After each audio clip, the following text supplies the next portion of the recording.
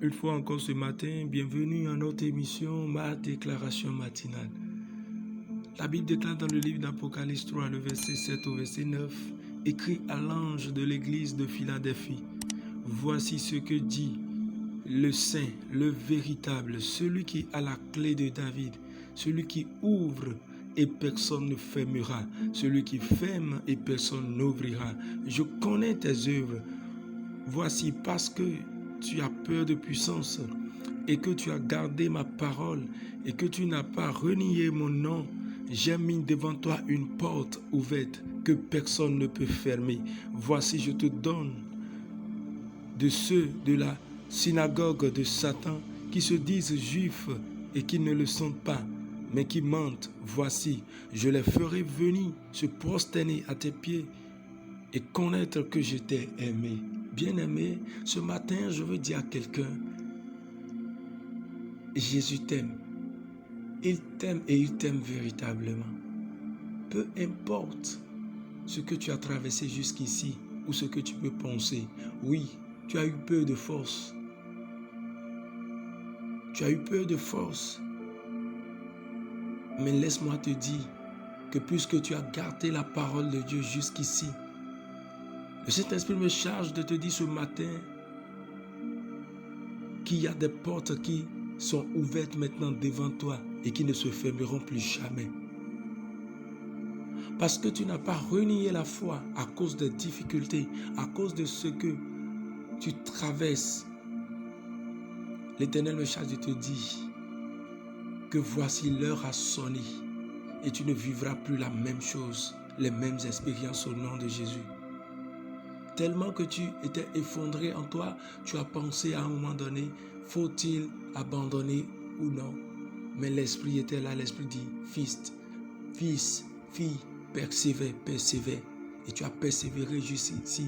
L'Esprit me charge de te dire ce matin que tu vivras une expérience que tu n'as jamais connue, une gloire sans précédent dans le nom de Jésus.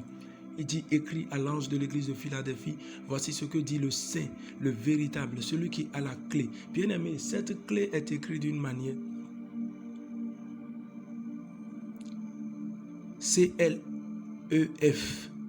Ça veut dire trousseau de clés, plusieurs clés. Trousseau de clés, plusieurs clés. Et quand nous prenons la clé, ce trousseau de clés de David, bien-aimé, cela contient beaucoup de choses.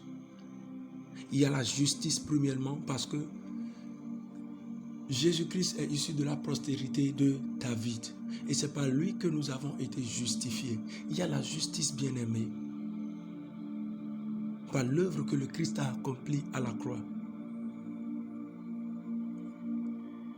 Il y a la puissance. David a eu à remporter le combat sur Goliath à cause de la puissance de Dieu qui est sur lui. Il y a la louange.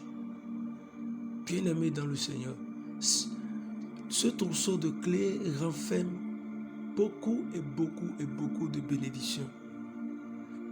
Et il dit, le saint, le véritable, qui a la clé. C'est lui qui a la clé, bien-aimé, de David. Celui qui ouvre et personne ne fermera. Celui qui ferme et personne n'ouvrira.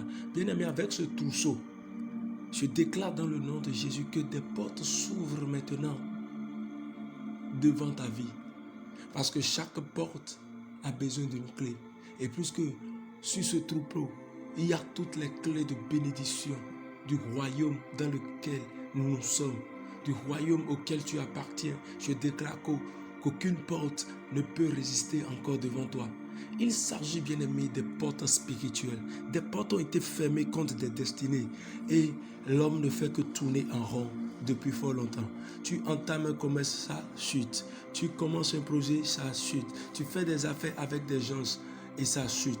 D'autres font, ils sont bénis. Bien-aimés, dans le règne spirituel, il y a des portes qui sont fermées. C'est pourquoi, dans le livre d'Ésaïe 45, quand vous lisez, l'Éternel a dit quelque chose au roi Assuris.